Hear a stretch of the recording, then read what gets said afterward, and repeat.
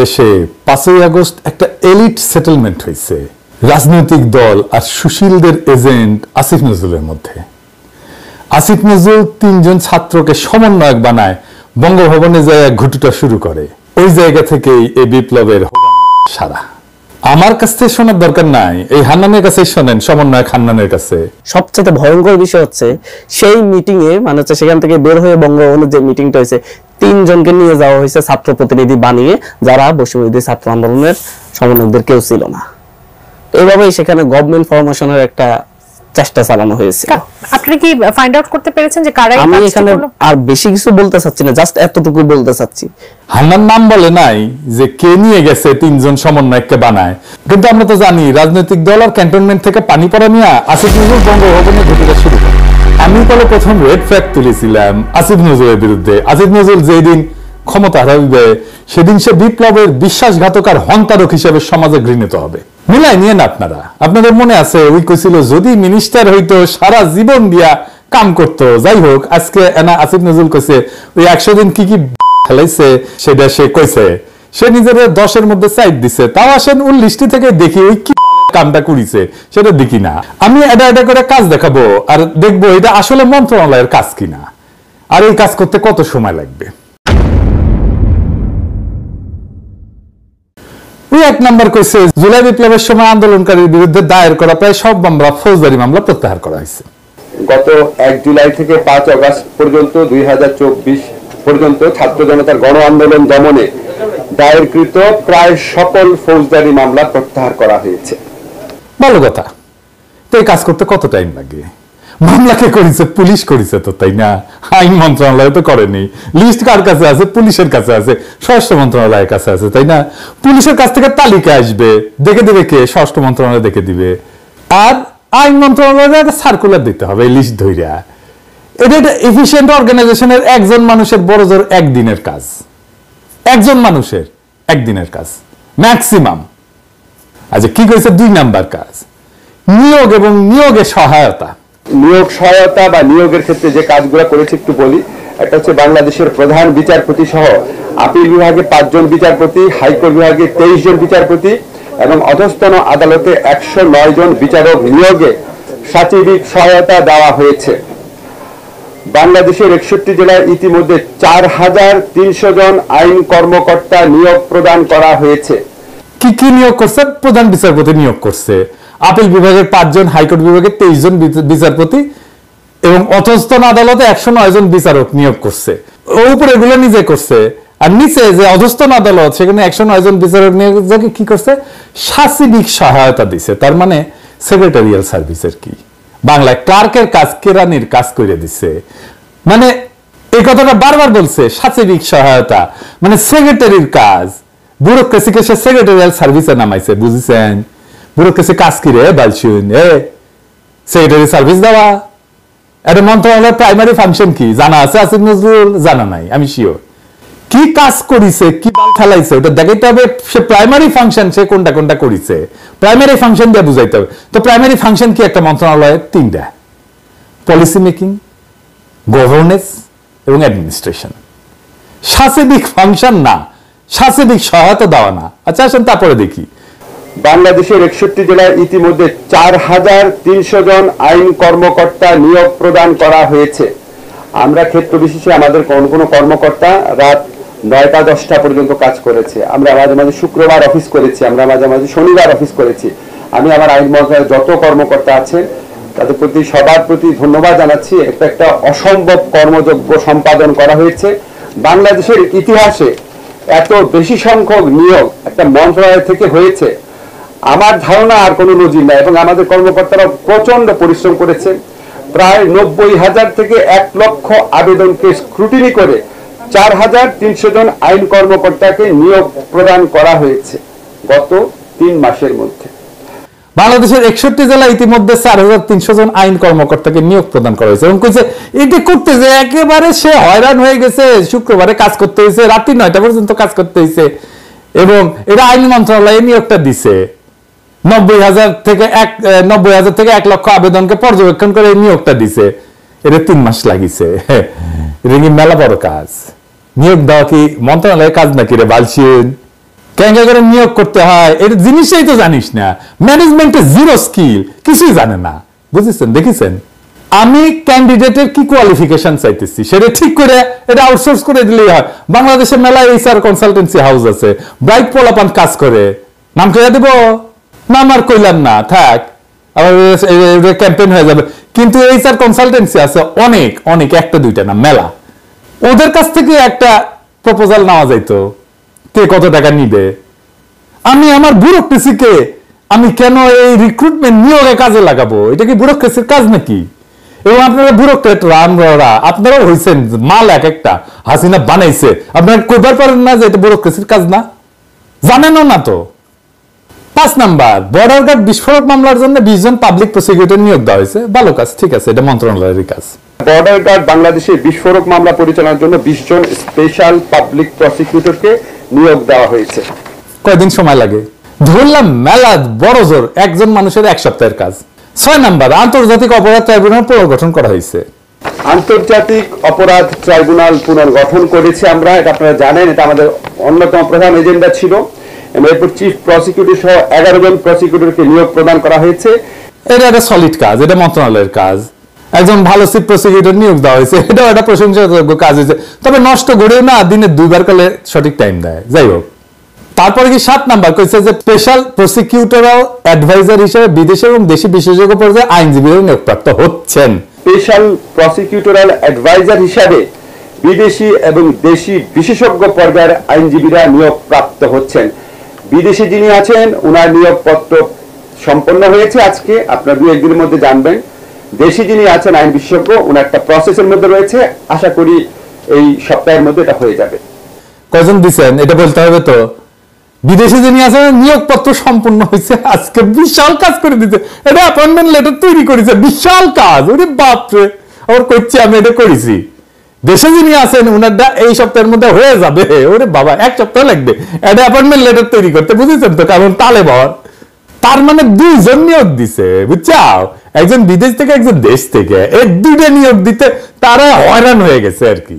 আর কি, attorney general অফিসে 239 জন আইন কর্মকর্তা নিয়োগ করা হয়েছে। অ্যাটর্নি জেনারেল অফিসে 239 জন আইন কর্মকর্তা, অ্যাটর্নি জেনারেল, অতিরিক্ত অ্যাটর্নি জেনারেল, সহকারী attorney general, deputy attorney general, এই 229 জন আইন কর্মকর্তাকে নিয়োগ প্রদান করা হয়েছে। এটাও তো হেডহান্টিং কোম্পানিদের দিয়ে করা যেত, তাই না? আন্তর্জাতিক অপরাধ ট্রাইব্যুনাল অ্যাক্ট যেটা ছিল 1973-তে, আমরা যখন এটা সংস্কারের উদ্যোগ নিলাম, আমরা চেয়েছি বিচারটা যেন বৈশ্বিক পর্যায়ে, দেশীয় পর্যায়ে গ্রহণযোগ্য হয়, একই সাথে এটার মাধ্যমে যেন সুবিচার নিশ্চিত করা হয়। এই জন্য আমরা ব্যাপক কনসালটেশন করেছি। আপনারা দেখেছেন আমরা ওপেন গোল টেবিল বৈঠক করেছি। এরপর দেশি বিদেশি বিভিন্ন এক্সপার্ট, 3 জন বিদেশি এক্সপার্ট সহ প্রায় কমপক্ষে 20 থেকে 25 জন এক্সপার্টের আমরা ওপিনিয়ন নিয়েছি। আন্তর্জাতিক অপরাধ ট্রাইব্যুনাল অ্যাক্ট যেটা ছিল সেটা সংস্কারের ক্ষেত্রে গোল টেবিল বৈঠক করেছে। দেশি বিদেশি 3 জন এক্সপার্ট সহ প্রায় 20 থেকে 25 জন এক্সপার্টের ওপিনিয়ন নেওয়া হয়েছে। ভালো কাজ, বহুত কাম করেছেন। কয়জন মানুষের কয় কর্মঘন্টা লাগে এই কাম করতে? এবার আসিছে আমার এলাকায়, বুঝছো, এই ধরনের কাজ তো আমিও করি, এই কাজটা আমি করি। অ্যাডভাইজারি বোর্ড বলি আমরা, নানা দেশে অ্যাডভাইজারি বোর্ডে কে কে থাকবে সেটা ঠিক করি, ওনাদের সাথে আলাপ করি, তারপরে কন্ট্রাক্ট সাইন করি, তারপরে অ্যাকচুয়াল বোর্ড মিটিং করি। সেটা ওনারা আইসা করতে পারে প্যারিসে, অথবা ভার্চুয়ালি করতে পারে, অনেক সময় আইসা করে, তখন আসা যাওয়ার টিকিট ইত্যাদি ইত্যাদি মেলা কিছু, হোটেল টোটেল সবকিছু করা লাগে। তারপরে ওই যে সিদ্ধান্ত লেখা লাগে, কি হয়েছে, যে মিনিটস রেডি করা লাগে। এটা একজন মানুষের, মানে আমি যেহেতু করি আমি জানি, আমার কখনো কখনো 40 থেকে 80 ঘন্টার কাজ, মানে 1 থেকে 2 সপ্তাহের কাজ একজন মানুষের। এটা বিশাল কাজ করেছে। ওই আর কি করেছে, বিশেষ নিরাপত্তা বাহিনী সংশোধন অধ্যাদেশ 2024, জাতির পিতার পরিবার সদস্যদের নিরাপত্তা রহিতকরণ অধ্যাদেশ 2024 সহ মোট 10টি আইন প্রণয়নে ভেটিং সহযোগিতা প্রদান করেছি। বিশেষ নিরাপত্তা বাহিনীর সংশোধন অধ্যাদেশ 2024, জাতির পিতার পরিবারের সংশোধন নিরাপত্তা নিশ্চিতকরণ অধ্যাদেশ 2024 সহ মোট 10টি আইন প্রণয়নে ভেটিং সহযোগিতা প্রদান করা হয়েছে। ঠিক আছে, এটা একটা কাজ, বড় কাজ না, ছোট কাজ, ছোট কাজ। এটা একজন মানুষের কাজ না, ভেটিং হয়তো অনেকজন মিলে করে আর কি, ধরলাম আর কি, এটা 10 জন মানুষের 1 সপ্তাহের কাজ। আর কি, এছাড়া 95টি প্রজ্ঞাপন, 33টি বৈদেশিক চুক্তি ও সমঝোতা স্মারকে ভেটিং করা হয়েছে আইন মন্ত্রণালয়ের পক্ষ থেকে। এই ভেটিং গুলোর মধ্যে প্রজ্ঞাপনের মধ্যে একটা কথা উল্লেখ করে বুঝতে পারবেন যে 11টা যে সংস্কার কমিশন হয়েছে এই পুরা জিনিসটার ভেটিং আমরা আইন মন্ত্রণালয় থেকে করেছি। 95টা প্রজ্ঞাপন, 33টা বৈদেশিক চুক্তি সমঝোতা স্মারকের ভেটিং করা হয়েছে, 11টা সংস্কার কমিশনের ভেটিং করা হয়েছে। এটা কয়জনের কাজ, কতক্ষণের কাজ? এটা একটা কাজ, কিন্তু বড় কাজ না, ছোট কাজ। হাইকোর্ট বিভাগ, আপিল বিভাগের বিচারক নিয়োগের ক্ষেত্রে একটা আইন প্রণয়নের চেষ্টা করা হচ্ছে, শুনেন। এছাড়া আমরা একটা খুব বড় পদক্ষেপ নিতে যাচ্ছি, এটা হচ্ছে হাইকোর্ট বিভাগ এবং আপিল বিভাগে বিচারক নিয়োগ নিয়ে আপনারা জানেন বিভিন্ন সময় সরকারের আমলে অনেক অভিযোগ উত্থাপিত হতো। এটাকে অ্যাড্রেস করার জন্য আমরা একটা আইন প্রণয়নের চেষ্টা করছি। এটা একটা কাজ, এবার এটারও কাজ করে চালাইতেছে, আমি চেষ্টা করেছি, এটাও কাজ করে, বুঝছাও। আমাদেরকে ভালসুন ভাবিছে, বসে বসে বেতন খাচ্ছে, আর কিছু না, কোনো কাজ জানে না, এক ফোঁটা কাজ জানে না। আর কি দুর্নীতি প্রতিরোধ কার্যক্রমের অংশ হিসেবে বিচারক, রেজিস্ট্রেশন কর্মকর্তা, আইন মন্ত্রণালয়ের অধীনে থাকা দপ্তরে থাকা কর্মচারী এবং তাদের পরিবারের সদস্যদের সম্পদের হিসাব সংগ্রহ করেছি। দুর্নীতি প্রতিরোধ কার্যক্রমের অংশ হিসাবে আমরা বিচারক, রেজিস্ট্রেশন বিভাগের কর্মকর্তা, আইন মন্ত্রণালয় এবং এর অধীন দপ্তর সংস্থার কর্মচারীদের পরিবারের সদস্য সহ অর্জিত সম্পদের হিসাব বিবরণী সংগ্রহ করেছি। বর্তমানে হিসাব বিবরণীগুলো যাচাই বাছাই কার্যক্রম চলমান রয়েছে। হিসাব বিবরণী যাচাই বাছাই চলমান রয়েছে, এটা বলে উই করবি, বুঝছাও। হ্যাঁ, এটা সার্কুলার দিবে, ওরা পাঠাবে, এটা একটা বিশেষায়িত কাজ। ওর ইনকাম ট্যাক্স অডিট করবে, এটা কে করে? এটা আইন মন্ত্রণালয়ের লোক করবে, পাইবে। এটা দুদাকে ভেরিফাই করে, দুদাকে দিয়ে দিবে, ওদের স্পেশালিস্ট লোক আছে, এটা দুদক ভেরিফাই করবে। মন্ত্রণালয়ের কাজ কি রে ভালছিন? আর কি গুম বিরোধী সনদের অনুসমর্থন এবং কমিশন গঠনের প্রয়োজনীয়তা সকল সহযোগিতা প্রদান করেছে, ভালো কাজ হয়েছে। গুম বিরোধী সনদ যেটা রয়েছে ওটা অনুসমর্থন এবং কমিশন গঠন করার ক্ষেত্রে আমরা প্রয়োজনীয় সকল সহযোগিতা প্রদান করেছি। এটা কতক্ষণের কাজ?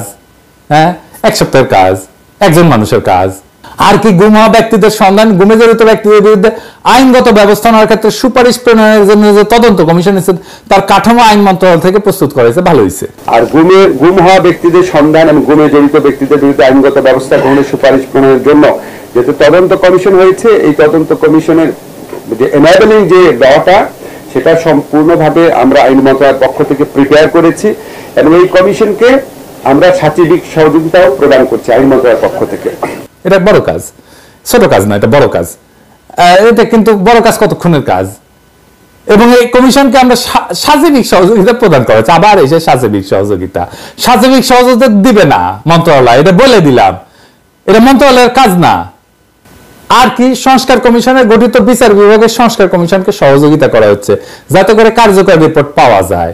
সংস্কার কমিশন যে গঠন করা হয়েছে এর মধ্যে বিচার বিভাগ প্রতিষ্ঠার লক্ষ্যে যে বিচার বিভাগ সংস্কার কমিশন গঠন করা হয়েছে, এই সংস্কার কমিশনের সাথে বলেছি, আমরা মিটিং করেছি এবং ওনাদের সাথে আমরা সহযোগিতা করছি যাতে খুব দ্রুত বিচার বিভাগীয় সংস্কার কমিশনে একটা খুব এফিশিয়েন্ট একটা রিপোর্ট প্রডিউস করা যেতে পারে। যতটুকু সহযোগিতা লাগছে চাচ্ছেন না আমরা করছি। আচ্ছা, ঠিক আছে, কিন্তু কাজটা ছোট কাজ। আর কি বিচার ব্যবস্থা রেজিস্ট্রেশন কার্যক্রম ডিজিটালাইজ করার জন্য মডেল ই কোর্ট স্থাপন এবং মডেল সাব রেজিস্ট্রি অফিস স্থাপনের সিদ্ধান্ত গ্রহণ করা হয়েছে। বিচার ব্যবস্থার রেজিস্ট্রেশন কার্যক্রম ডিজিটালাইজেশন করার জন্য মডেল ই কোর্ট স্থাপন এবং ডিজিটাল সাব রেজিস্ট্রি অফিস স্থাপনের সিদ্ধান্ত গ্রহণ করা হয়েছে। এই সম্পর্কিত দুটি প্রকল্প অনুমোদনের জন্য চূড়ান্ত পর্যায়ে রয়েছে। সিদ্ধান্ত নেওয়াটা কাজ নাকি রে ভালছি না, বাস্তবায়নটা কাজ। সিদ্ধান্ত নিছে, এটা বইসা একটা ডিসিশন নিছে, ওটা নাকি কাজ? এটাও কাজ, সেটা আবার কয়। এই সম্পর্কিত দুইটা প্রকল্প অনুমোদনের জন্য চূড়ান্ত করা হয়েছে। কাজটাকে হোক, প্রকল্পটা শেষ হোক, তার বাস্তবায়িত হোক, তারপর এটা কাজ হিসেবে দেখায়েন। আর কি স্থায়ী অ্যাটর্নি সার্ভিস প্রতিষ্ঠা, এই যে আপনার পিপি জিপি ওনারা যে নিয়োগ হন, ওনারা যেন একটা কম্পিটিটিভ পরীক্ষার মধ্যে দিয়ে নিয়োগ হন, এটার লক্ষ্যে আমরা একটা আইন প্রণয়নের সিদ্ধান্ত নিয়েছি। কাজ খুবই অল্প এগিয়েছে, বাট এটা আমরা সর্বোচ্চ চেষ্টা করব এই আইনটা যেন আমরা এই বছরের মধ্যে করে যেতে পারি। স্থায়ী অ্যাটর্নি সার্ভিস প্রতিষ্ঠার জন্য যে সমস্ত পিপিজিবি নিয়োগ হয় তার জন্য একটা কম্পিটিটিভ পরীক্ষার মাধ্যমে নিয়োগ হয়, তার জন্য একটা আইন প্রণয়নের ব্যবস্থা নেওয়া হচ্ছে। আইনটা হোক, এটা খুব অল্প, তারপর বলে দিচ্ছে কিন্তু কাজটা খুব অল্প আগাইছে। তা তো আগাবেই, অপদার্থদের কাজ অল্পই আগায়। তো অপয় যখন আগাইছে এটা কইছেন কেন? মানে লিস্টই বাড়াইতে হবে, বুঝছাও। আর কি যুদ্ধাপরাধী আদালতের ভবনের কাজের তদারকি করতেছে আসিফ নজরুল নিজে, ফিজিক্যালি 3 বার পর্যবেক্ষণে গেছে। এবং সার্বজনীন যোগাযোগ রাখিচ্ছে শুনেন। যুদ্ধাপরাধী আদালতের যে ভবনের কাজ তদারকি আপনারা নিজেরা দেখেছেন, আমি অলরেডি নিজে পার্সোনালি 3 বার ফিজিক্যালি ইন্সপেকশনে গিয়েছি, সার্বক্ষণিকভাবে যোগাযোগ রাখছি। এগুলি তো আপনার ধরেন মানে আমাদের বিচার প্রক্রিয়াকে দ্রুততর করার ক্ষেত্রে এবং সবার বিল্ডিংটার ক্ষেত্রে, সেখানে আমি অবশ্যই অত্যন্ত শ্রদ্ধার সাথে পূর্তমন্ত্রী আদিলুর রহমান খান ওনার ব্যক্তিগত ইনিশিয়েটিভ, ব্যক্তিগত তদারকির কথা স্মরণ করি, বাট আমরা ওনাদের সাথে থেকেছি পুরো কাজটা সম্পন্ন করার ক্ষেত্রে। দেখেছেন, হাসিনা মনিটরিং করতো আর সে সার্বক্ষণিক যোগাযোগ রাখতো। তামেন হাইসানি, সবাই একটু হাইসানি, হ্যাঁ এডুকেশন একটু পরে একটু দাঁড়ান, একটু হাসার টাইম দেন, আপনি তো টাইমই দিচ্ছেন না, তো ওই হাস্যকর বানাচ্ছে, এটা জোকার হয়ে গেছে আজিজ নজরুল। আর কি বিভিন্ন কমিশনের লোক নিয়োগের ক্ষেত্রে আইনগত দিক পর্যালোচনা, যেমন পাবলিক সার্ভিস কমিশন, নির্বাচন কমিশন, যেমন নিয়োগের প্রক্রিয়াটা কি হবে তা করে দেওয়া হচ্ছে। বিভিন্ন কমিশনে লোক নিয়োগের যে আইনগত দিক পর্যালোচনা, ধরেন পাবলিক সার্ভিস কমিশনে বা নির্বাচন কমিশনে নিয়োগের প্রক্রিয়াটা কি হবে, এই সম্পূর্ণ আইনগত পর্যালোচনাগুলো আমরা করে দিই যে কোনো নতুন নিয়োগের ক্ষেত্রে। মেলা বড় কাজ এটা, তাই না?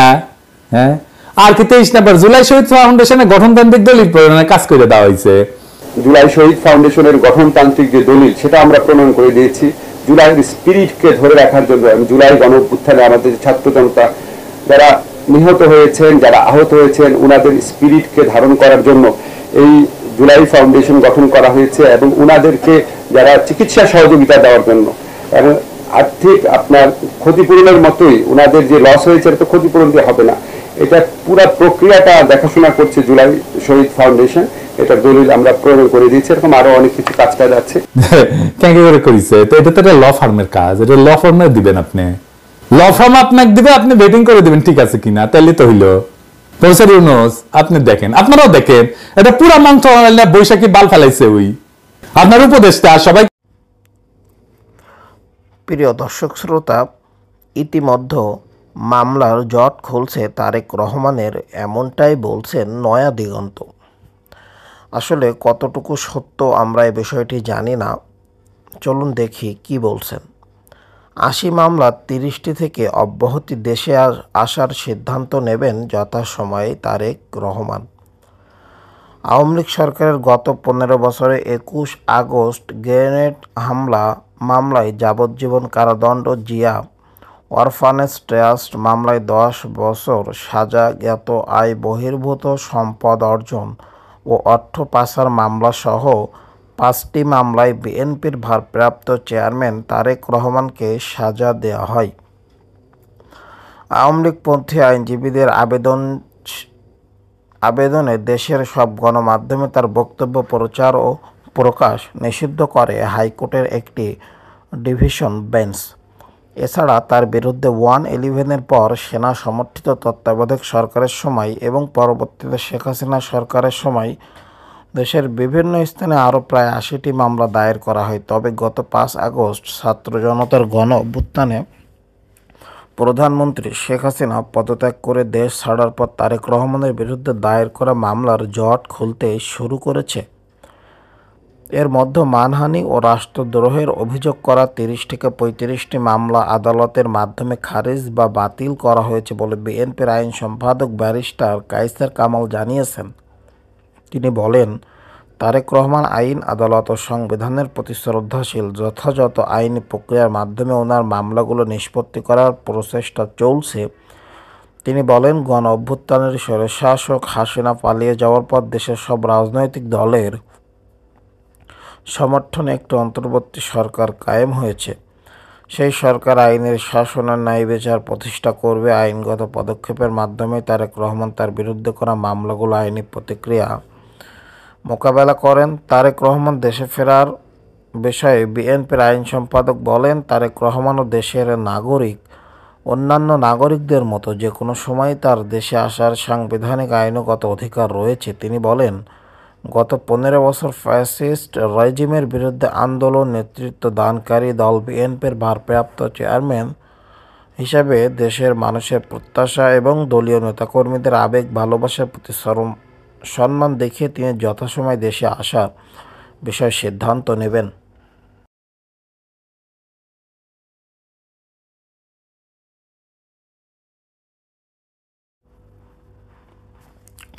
প্রিয় দর্শক শ্রোতা, ইতিমধ্যে ডিসেম্বরের মধ্যেই নির্বাচনী রোডম্যাপ চায় বিএনপি। বিএনপি যে কখন কি করছে এটা আমরা বুঝে পাচ্ছি না। বিএনপি এত কেন বারবার নির্বাচনী রোড চাচ্ছে বলেন তো আপনারা? চলতি বছরের প্রায় ডিসেম্বর মাসের মধ্যে নির্বাচনী রোডম্যাপ ঘোষণা চায় বিএনপি। দলটি কয়েক মাস ধরেও অন্তর্বর্তী সরকারের কাছে এই দাবি জানিয়ে আসছে।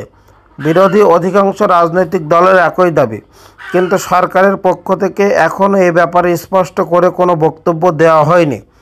বরং সরকারের একজন উপদেষ্টার বক্তব্য বিষয়টিকে আরও ধোঁয়াচ্ছন্ন করে তুলে বলে অভিমত বিএনপির নীতি নির্ধারকদের। এমন প্রেক্ষাপট রোডম্যাপ ঘোষণা ইস্যুতে ডিসেম্বর পর্যন্ত দেখতে চায় দলটি। সরকার এই সময় মধ্য নির্বাচনের রোডম্যাপ নিয়ে স্পষ্ট করে কিছু না জানালে আগামী বছরের মার্চ এপ্রিলের মধ্যে জাতীয় সংসদ নির্বাচনের দাবি তুলবে এবং অনুষ্ঠিত বিএনপির স্থায়ী কমিটির বৈঠক সূত্রে এসব তথ্য জানা গেছে। প্রিয় দর্শক শ্রোতা, বিএনপি ক্ষমতা নেওয়ার জন্য আসলে পাগল হয়ে গিয়েছে। গুলশানের চেয়ারপারসনের রাজনৈতিক কার্যালয়ে অনুষ্ঠিত বৈঠকে বিএনপির ভারপ্রাপ্ত চেয়ারম্যান তারেক রহমানের সভাপতিত্বে স্থায়ী কমিটির সদস্য খন্দকার মোশাররফ হোসেন, মির্জা আব্বাস, আব্দুল মঈন খান, নজরুল ইসলাম খান, মির্জা ফখরুল এরা সবাই মিটিং করে। প্রিয় দর্শক শ্রোতা, বিএনপির এ সমস্ত কার্যকলাপ আপনারা কোন দিক ঘিরে দেখছেন একটু অবশ্যই কমেন্ট করে জানাবেন। তবে বিএনপিকে নিয়ে টেনশনে রয়েছে। বিএনপি আসলে কখন কি করতে যায় বিএনপি সেটা বুঝতে পারছে না। প্রিয় দর্শক শ্রোতা, বিএনপি আসলে কি করতে চায় বলেন তো আপনারা? প্রিয় দর্শক শ্রোতা অবশ্যই বলুন। প্রিয় দর্শক শ্রোতা, বিএনপি আসলে কি করতে চায় বিএনপিরা? ধন্যবাদ সকলকে, অসংখ্য প্রিয় দর্শক শ্রোতা, ইতিমধ্যে শাহজালাল বিমানবন্দরে ইসকন নেতা চিন্ময় কৃষ্ণ গ্রেফতার হয়েছে। এই যে ইসকন নেতা আসলে গ্রেফতার হয়েছে ইসকন নেতা রাজধানীর বিমানবন্দর এলাকা থেকে সনাতন ধর্মবিশ্বাসী সংগঠন আন্তর্জাতিক, এখানে ওকে গ্রেফতার করা হয়েছে। প্রিয় দর্শক শ্রোতা, ও বাংলাদেশের বিরুদ্ধে ষড়যন্ত্র করছিল, এজন্য বাংলাদেশের আইনশৃঙ্খলা বাহিনী তাকে গ্রেফতার করেছে। সোমবার বিকালে বাংলাদেশ পুলিশের বিশেষায়িত গোয়েন্দা শাখা ডিবি তাকে গ্রেফতার করে। জানা গেছে ইসকন নেতা দাস এদিন ঢাকা থেকে চট্টগ্রামে যাওয়ার উদ্দেশ্যে বিমানবন্দরে আসেন, সেখান থেকে তাকে গ্রেফতার করা হয়। গত 5 আগস্টের পর দেশে সনাতন ধর্মাবলীর নামে কয়েক দফা সমাবেশ অনুষ্ঠিত হয়। সেসব সমাবেশ থেকে চিন্ময় কৃষ্ণ দাস বর্তমান সরকারের উদ্দেশ্যে নানা ধরনের হুমকি ধামকি দিয়ে বক্তব্য দেন। এর আগে থেকে তিনি আলোচনায় থাকলেও গত 25 অক্টোবর বিকেলে চট্টগ্রাম নগরের লালদিঘি মাঠে 8 দফা দাবি আদায়ের লক্ষ্যে সমাবেশের বেশি আলোচনায় আসেন এই চিন্ময়। ওই সমাবেশ করা হয় বাংলাদেশ সনাতন জাগরণ মঞ্চের নামে।